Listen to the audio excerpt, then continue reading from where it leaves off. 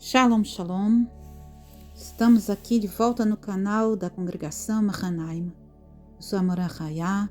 Vamos estudar a Parashat Tazria, a Haftarah da Parashat, que se encontra em Melachim Bet, 2 Reis, capítulo 4, versículo 42, até o 5:49. Baruch Hashem.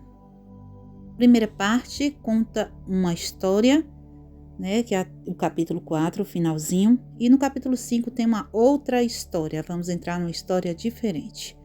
Vamos então iniciar os 3 últimos versículos aqui para contar a primeira história, que diz assim: E um homem veio a Baal Shalisha e trouxe ao homem de Elohim pães das primícias, 20 pães de cevada, e espigas verdes da sua palha, e disse: Dá ao povo para que coma. E seu servo disse: Como posso pôr isto diante de 100 homens?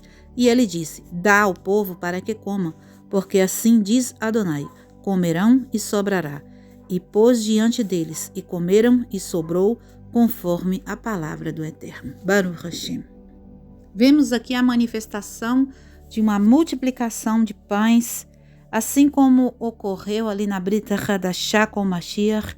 Nós vemos aqui um exemplo disto acontecer com o profeta Elisha, que é traduzido como Eliseu, Então, 20 pães de cevada e espigas verdes na sua palha alimentaram 100 homens. E o que o profeta usa para fazer este milagre acontecer? Ele usa um trecho da Torá, e nós falamos todas as vezes que comemos pão, que é a Birkat Hamazon. Comerão e sobrará. Baruch Hashem. Aqui nós vemos uma amostra, feita pelo profeta de fé, de emuná, Também vemos a palavra de comando, faça, sem dúvida, sem receio e sem medo, o comando. E também vemos o uso da Torá, o uso da palavra do Eterno, a confirmação do que já foi dito. Quando nós utilizamos da palavra do Eterno como confirmar algo que já foi dito por Ele mesmo, pelo Eterno, e isso tem um poder de criação, porque o Eterno não mente, e o que Ele diz se cumpre. Então vai depender agora de quem vai colocar aquilo na prática, na fala, na ação, na intenção, porque aquilo já existe. Se o Eterno diz que é para comer e se fartar do pão, se comer com gratidão, se comer diante dele, este pão não era um pão qualquer, era um pão das primícias, era algo que estava em cumprimento da palavra do Eterno, era algo que tinha uma intenção de santidade, era um pão especial, não era um pão comprado com a intenção apenas de alimentar o corpo, pelo contrário, era um pão que foi separado para o serviço divino. Nisso, este pão sagrado, por ser separado se torna sagrado, ele faz parte sim desta energia da verdade da Torá. Com isso o profeta, na sua sabedoria, a sabedoria vinda do Eterno, Baruch Hashem, dá o comando, pode dar ao povo, porque assim diz Adonai, comerão e sobrará. E eles poram ali diante do povo aqueles pães que eles comeram e sobraram conforme a palavra do Eterno. Interessante que essa Haftarah, que é o paralelo, que nós podemos fazer o remes, que é a comparação entre a Torá, que estamos estudando nesta semana, que é a Parashat Tazria, que fala da pessoa metzorá, da pessoa com lepra. O que leva a ter a lepra, como é sanado o problema da lepra, o que fazer, quando se estoura na pele aquilo, quem deve tomar conta daquilo. Então, todas essas questões são tratadas nesta porção, A pessoa ir até o sacerdote, a pessoa fazer um certo ritual, a pessoa fazer uma separação, Tudo isso vai ser tratado nesta parashá. E inicia-se aqui o estudo da Haftarah com um milagre de pães, de primícias, com a convocação da fé, da emuná, com a convocação da palavra de ordem, aqui, assim como estudamos na Brit Hadashah, Yeshua usa a palavra de ordem e a emuná também está envolvida no milagre da cura do leproso. Aqui nós vimos estes aspectos acontecer antes de passarmos a narrativa aqui de Naaman, que é o próximo capítulo, que é uma pessoa com lepra. Então, o Eterno, ele trabalha dessa forma. Como que o Eterno trabalha? Primeiro, ele traz a cura. Primeiro, ele mostra a solução de um problema, para depois ele descrever um problema que pode ocorrer. Então, aqui na Haftarah, nós já entramos de cara na situação de como vamos resolver a tsarat, a lepra. Como que eu posso resolver isso em mim? Como que eu posso tirar isso de mim?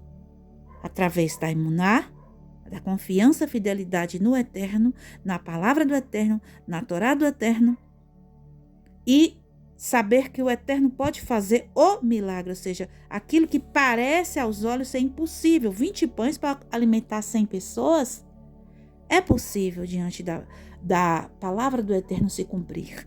Se nós acreditarmos, se nós tivermos a emuná completa, a fidelidade no que aquilo que o Eterno diz, trazendo então para eles as primícias, ou seja, fazendo o movimento da ação primeiro, nunca pensando no milagre antes de se movimentar em direção para a luz.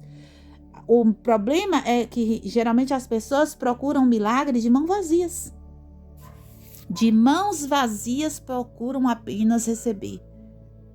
Esta não é a postura correta. O que nós devemos fazer é procurar então praticar o que devemos praticar nas instruções do Eterno, perante a Torá do Eterno. Aquilo que Ele nos ensina, aquilo que Ele nos comanda a fazer. E aí, depois que fizermos a nossa parte, o Eterno também fará a dele, porque isto é emuná, é acreditar que o Eterno vai tomar conta daquilo que eu não tenho capacidade para fazer, aquilo que está além da minha posse, aquilo que está além da minha possibilidade, é a hora que o Eterno age. Não o Eterno agir primeiro, eu relaxado, parado, estagnado.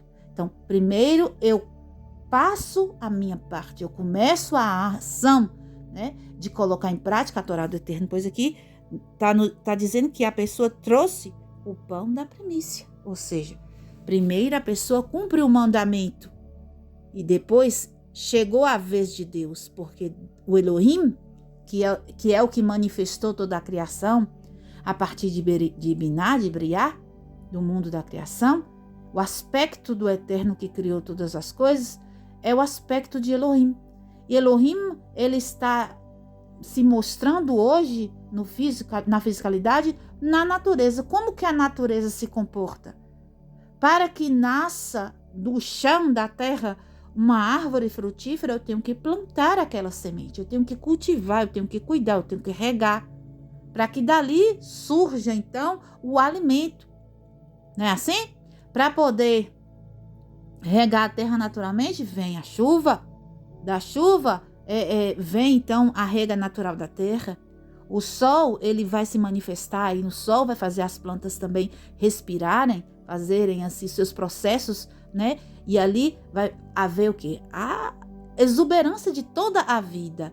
Então, assim que funciona Elohim na fisicalidade, é necessário um ciclo, é necessário que alguém tome uma atitude proativa, que alguém inicie para que o ciclo comece a girar, para que a vida aconteça, de forma natural, né? Cíclica, Baruch Hashem. Com esta consciência, iremos iniciar então a narrativa do leproso da história aqui de Melachim Bet 5, Baruch Hashem.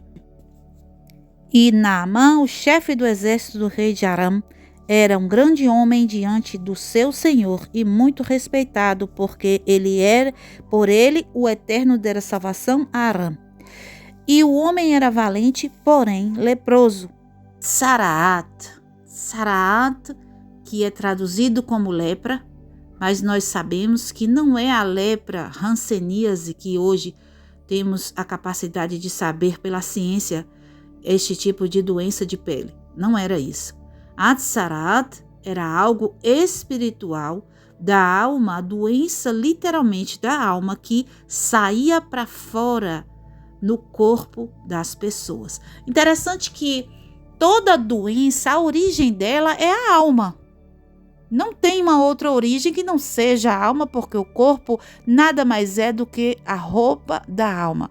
Então o corpo ele vai mostrar a alma. Aos poucos a alma da pessoa vai se mostrando no físico, no corpo, né? Os sábios dizem que o nosso corpo ele é costurado na alma, a forma da nossa alma.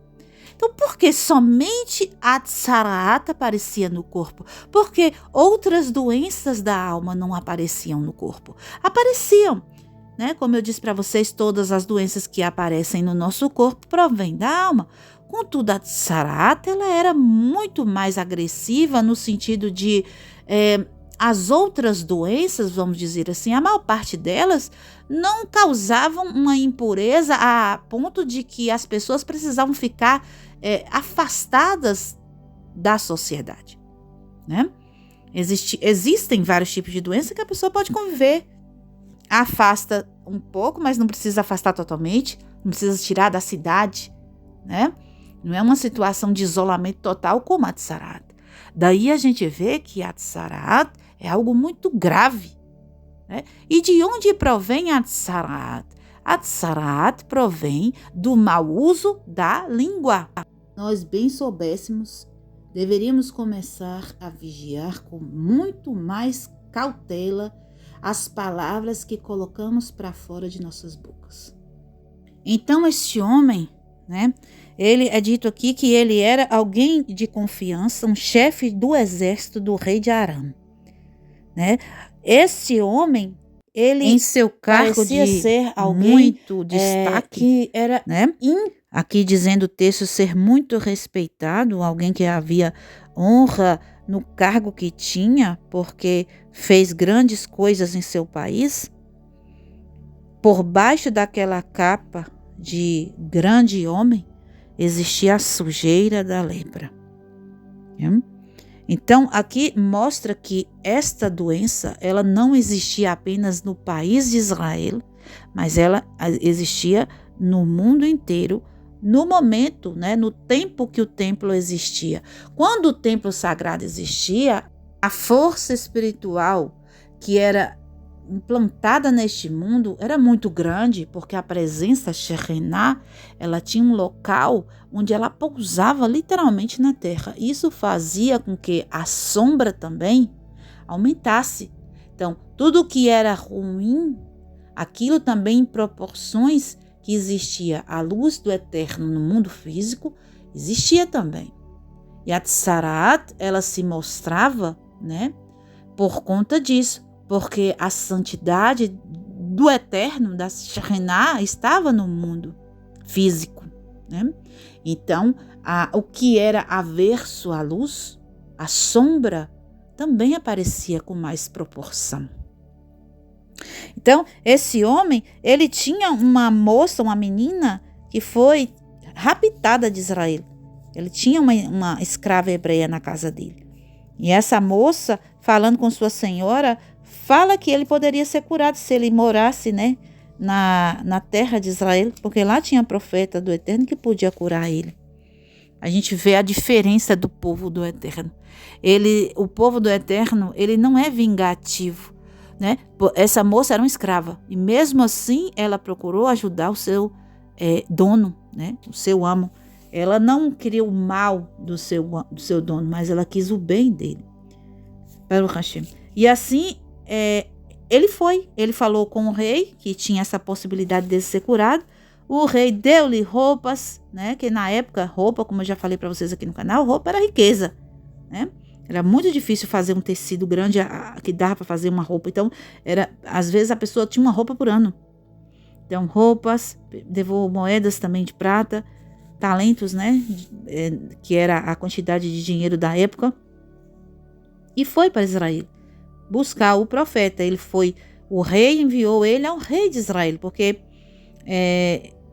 A moça não falou exatamente o nome do profeta e onde achar, mas então ele foi até o rei de Israel. E o rei de Israel, quando recebe Naamã, ele rasga as vestes e ele fala: por acaso eu sou Deus que mata e cura?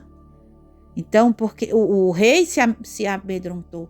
Ele disse: pronto, agora se eu não curar esse homem, ele vai me matar, vai entrar em briga comigo, vai procurar guerra comigo. Daí a gente vê que o rei, ele não estava na mesma intenção da história que contamos antes desta. O rei, ele não tinha a emuná que era necessária para a ocasião. O rei não estava confiando no Eterno. O rei estava preocupado em morrer, porque quando rasga-se as vestes, são sinal de luto, né? Ele já estava antecipando sua própria morte com esta atitude. Dizendo: não, eu já estou morto porque eu não vou poder curar ele e eles vão vir contra mim. E então, Elisha fica sabendo, né? Ele fica sabendo dessa situação e Elisha manda um mensageiro até o Naamã. Você vê que Elisha, ele não quer nem se aproximar, ao contrário de Yeshua, que toca o leproso. Elisha não quer se aproximar deste. Por quê? Qual a diferença deste leproso para o leproso da Brita Hadashah que estudamos? Nós vemos que o leproso, ele chega até Mashiach e a fala dele é o seguinte: ó, se tu quiseres, eu fico limpo. Isso denota a emuná no Mashiach, na palavra do Eterno que estava pairando sobre o Mashiach. Então, o leproso da Brita Hadashah, da história da Brita Hadashah, é alguém com emuná na palavra, na Torá do Eterno, alguém que faz parte dessa primeira história que contamos antes dessa. Alguém diferente do rei, alguém diferente do Naamã. Nós vamos ver aqui como é o comportamento do Naamã. O Naamã é um rachá, né? Então, o Elisha, ele não tem abertura, a conexão para fazer com o Naamã, assim como Yeshua teve uma abertura de conexão com o leproso da Brita Hadashah. Ele não tem a possibilidade do toque. Por quê? Porque a energia que o Naamã dispensa é de dúvida, não é de emuná, fidelidade. Vamos ver aqui na frente que ele vai dizer assim: lá onde eu moro não tem rios melhores para fazer o mikve, que Elisha vai falar para ele fazer o mikve, banhar 7 vezes. Esse banhar aqui em português se refere à imersão, ao mikve. Ao mikve 7 vezes. 7 vezes nós sabemos que está ligado a 7 sefirot que precisavam ser, então, reconstruídas na alma deste homem. Este homem precisava fazer o tikkun da sefirot de baixo, das emoções. A parte emocional do Zerampim e Malhut dele estava quebrado, precisava ser restaurado, então é necessário fazer o mikve para restaurar, né? Primeiro, a restauração, a purificação, o afastamento dos ururim através do vento, que a gente sabe que o mikve ele vai trabalhar isso, ele vai fazer o isolamento do vento, do ruach, né, maligno que está ali usando a doença, o mal, né? Então o mikve ele vai fazer esse afastamento, ele vai isolar o corpo do ruach, do vento maligno e do mal, que é, como eu expliquei no vídeo anterior da Parashat da semana passada, que é o quê? Que é o espaço que a gente cria entre nós e a luz do Eterno. Nós criamos um espaço escuro, onde nós não revelamos a Torá, não revelamos a luz de Deus. E ali nesse espaço escuro, os ventos, os rurim malignos, eles se apossam dali e causam as doenças. As doenças nada mais são do que esse espaço entre nós e a luz do Eterno, que nós mesmos causamos, muitas vezes com a língua má, né, com a Lashon Hará, né, e outras questões que vão trazendo doenças para o nosso corpo. No caso da Tzaraat era a língua má. Então, Naamã é provavelmente alguém que utilizava da língua para o mal, e isso foi estampado em sua pele. Baruch Hashem. O orgulho deste homem, né, ele é estampado na sua indignação, aqui no versículo 12 vai dizer assim: Por acaso os rios de Damasco, Havana e Parpar não são melhores que todas as águas de Israel? Eu não poderia me lavar neles e ficar purificado? E voltou-se com sua indignação. Olha só. Então, ele ainda, além de desprezar a terra de Israel, a terra santa, a terra do povo de Deus, a terra onde ele foi encontrar o profeta que traria para ele do eterno a cura, o desprezo, né? Estava ali estampado, ele odiava. E ele ainda disse que era demais para ele fazer aquele mergulho. Ele não tinha interesse, né, no seu próprio conserto espiritual. Então, é diferente este leproso do leproso da Brit Hadashah. Olha só. Mas aí, as pessoas que estavam com ele vai dizer, mas, meu senhor, o senhor já veio até aqui. Que custa o senhor fazer? Faz do jeito que ele está dizendo para fazer, para o senhor poder se livrar desta doença, né? Vai, e insistiram com ele para que aceitasse a situação de obedecer ao profeta. Então, eles, até que enfim, o homem quis fazer. Fizeram o homem mudar de ideia e ele fez o mikve, fez a imersão 7 vezes no Jardém, conforme a palavra do homem de Deus, e sua carne tornou-se como a carne de uma criança, ficou purificado. Mesmo este homem, tendo essa atitude, sem fé, sem emuná, ele foi atendido pelo Eterno. Interessante que, na verdade, o milagre, ele vem não por mérito.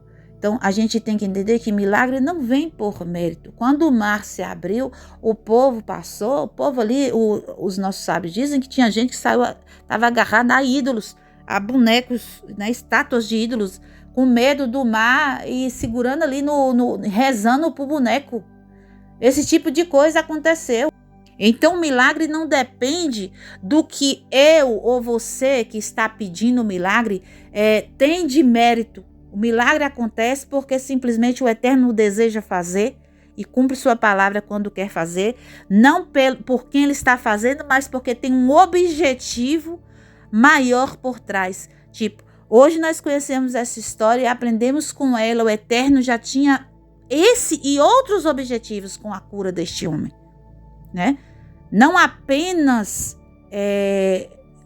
nós sabermos a história e aprendermos com ela, mas outros objetivos que se cumpriram e estão se cumprindo conforme o tempo vai passando e a gente nem sabe o que está acontecendo, mas Deus escreve tudo corretamente, sabe e tem o controle de todas as coisas. Então o milagre veio para este homem por causa da palavra do profeta. O profeta falou, vai, faça que você vai ser curado. Então ele foi, fez e foi curado. Ele não tinha mérito. O leproso lá da Brit Hadashah também não. Ninguém tem mérito, na verdade, para um milagre dessa magnitude, né? Algo que não tem cura, vamos colocar assim, incurável pela a fisicalidade, algo que é inatingível e inalcançável nesse mundo físico, somente com o poder do Eterno. Quem aqui tem o mérito para tudo isso, né? Então, o milagre vem simplesmente porque Deus, ele quer mostrar o seu poder. Ele quer demonstrar a sua glória, a sua maravilha, para que ele seja glorificado, para que outras pessoas, além de quem está recebendo o milagre, glorifiquem o nome do Eterno, né? E quem sabe, quem recebeu o milagre ou quem está em redor, mude a direção de seu olhar e transforme a sua vida através daquilo. Pelo menos aparentemente, no momento da cura deste homem, ele teve uma mudança. Ele volta até o profeta e ele pede para o profeta receber os presentes que ele havia trazido, né? E ele pede para o profeta abençoar ele, né? E ele fica naquela agonia em cima do profeta e o profeta fala, não quero receber nada de você. Interessante, o profeta, ele não quer o pagamento pelo milagre. Por que o profeta não recebe nada daquele homem? É errado um profeta receber uma tzedakah? Não. É errado alguém que passa uma bênção, uma luz de Deus para outra pessoa receber presente? É errado? Não, não é errado. O caso aqui é que este homem, ele era um rachá. Este homem, ele era o inimigo de Israel. Este homem, ele não podia, Elisha, no caso, ele não podia receber das mãos deste homem pagamento nem presentes, porque se Elisha recebesse, Elisha ficaria em dívida com este homem, né? E iria começar um ciclo de eu devo a você, você me deve, eu devo a você, você me deve, eu fiz isso para você, mas você fez isso para mim. Mas eu tenho isso, eu te dei um presente, mas eu te dei a cura, mas ia acontecer o quê? Uma mistura com uma essência que não era para ter mistura. O santo não pode ser misturado com o profano. O puro não é para se juntar com o impuro. Nós falamos no vídeo passado também, quem é limpo, limpe-se mais, e quem é sujo, suje-se mais. Então, o profeta do Eterno fez o que o Eterno mandou que fizesse, pelo fato de que o nome do Eterno seria glorificado, né?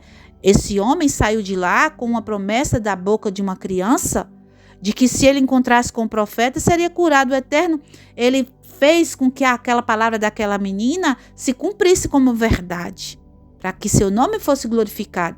Mas aquele homem, como eu falei, ele era um perverso, ele não era achado inimigo de Israel. Não era para fazer associação com ele, né? Imagine, se ele fosse uma pessoa que tivesse então feito uma verdadeira techuvá, Elisha ia dizer, ele ia até o templo, vá até o templo sagrado e faça a sua oferta, né? Para se purificar sua alma diante do sacerdote. E Elisha ia dar todas essas coordenadas para ele. Mas Elisha despediu ele para ir para a casa dele. Então, agora acontece um problema grave aqui com o Gehazi. O Gehazi, o moço de Elisha, que era chamado o homem de Elohim, que traz então esse Ish Elohim, essa bravura de Deus, esse julgamento de Deus. Ele vai dizer o quê? Ele vai que... por que poupou esse arameu de dar os bênçãos para nós? O meu senhor podia ter recebido. E ele corre atrás, ele vai com mais duas pessoas buscar. Então o profeta diz, não vai, ele vai. E aí ele chega, ele mente para poder receber os presentes, né? Ele pega aqueles presentes para ele e aquilo é para ele maldição. Porque Elisha não recebeu justamente por quê? Porque era algo de contato dos perversos. A veste do perverso, né? Foi o que ele recebeu da mão do homem. Ele recebeu vestes e talentos, 2 talentos de prata. Então, as vestes do perverso, que significa aquilo que o perverso, a personalidade que ele demonstra, né? Isso não é para que a gente pegue para nós, não é para a gente receber isso do perverso. Nós não devemos usar vestes de perversos. Nós devemos usar vestes de santidade. Não é verdade? A prata do perverso, a prata ela denota redenção. Qual é a redenção que alguém que não cumpre Torá tem para nos passar? Anunciar uma falsa redenção. E isso nós vemos aí a rodo, falsa redenção, né? Salvação, ida para o céu, tudo isso está aí de bandeja. Você não deve pegar isso para você. A sua redenção está na Torá Sagrada, no Filho do Eterno que se manifestou, a palavra de Deus encarnada no mundo. Esta é a nossa redenção, ouvir os mandamentos de Deus, praticar os mandamentos de Deus e seguir as instruções de Deus, ativar novamente o nosso DNA primordial, que era o DNA conforme a semelhança do Eterno, que é conforme feito pela Torá, a própria Torá que criou a alma do homem. E não buscarmos as vestes da suposta redenção vinda de Irachá, vinda de Rachaim, de perversos, de pessoas que estão com as costas voltadas para a luz do Eterno. Pessoas que estão em plena escuridão, fingindo que são bonzinhos e que querem apenas os milagres. Aqueles que vivem atrás de milagres. Você pode identificar eles. Aquele que vive em campanha para buscar milagres, porque o único objetivo da alma deles é tirar de Deus. Me dá, me dá, me dá, me dá. Parece as filhas da Lili. A filha da Lili chama dá, me dá, dá. Aquelas que quer só tirar, só quer para si, o próprio ego encarnado. Misericórdia. O resultado foi drástico, né? Este rapaz, ele recebeu a maldição do Naamã Para ele veio aquilo que estava sobre o perverso. Então, qual é o perigo de usarmos as vestes dos perversos e utilizarmos de suas falsas redenções? É recebermos suas maldições. Então, não somente ele, é tão pesado o que vem para ele que o profeta fala no versículo 27, portanto a lepra de Naaman se apegará a ti e à tua descendência para sempre. E saiu diante dele leproso, branco como a neve. Nós temos que entender que o Eterno, ele é muito, como eu posso dizer, ele é muito terrível, é chamado de terrível Eterno. Vamos parar de brincar, porque tudo é visto, anotado e está agendado para ser resolvido e julgado pelo Eterno. Todo o período da nossa vida de respiração é uma chance que o Eterno nos dá de rever nossas intenções e atitudes para com Ele. Meditar em sua lei, assim como diz o Telim 1, o Telim 1. Meditar na lei de Deus, meditar na Torá do Eterno é a melhor coisa que fazemos, porque através da meditação, da compreensão, do estudo, do entendimento e da sabedoria da Torá do Eterno, nós consertamos a nossa alma e evitamos tantos sofrimentos que podem advir da escuridão. Porque não tem outro caminho. Só existem dois caminhos, a vida e a morte. Quando nós decidimos, então, seguir algo que está ao contrário, vestes de perversos, redenção de perversos, pessoas que estão dando as costas para a luz da Torá do Eterno, recebemos também aquilo que é para ele, pois reservado estará a morte para aqueles que desprezam a vida. Baruch Hashem, vamos ficar aqui no estudo da Haftarah. Peço ao Eterno que abençoe a cada um de vocês que estão aqui comigo, estudando os princípios abordados na semana, princípios de cura da alma, princípios de cura da fala, princípios de fé, emuná, confiança, disposição, atitude proativa em direção da luz.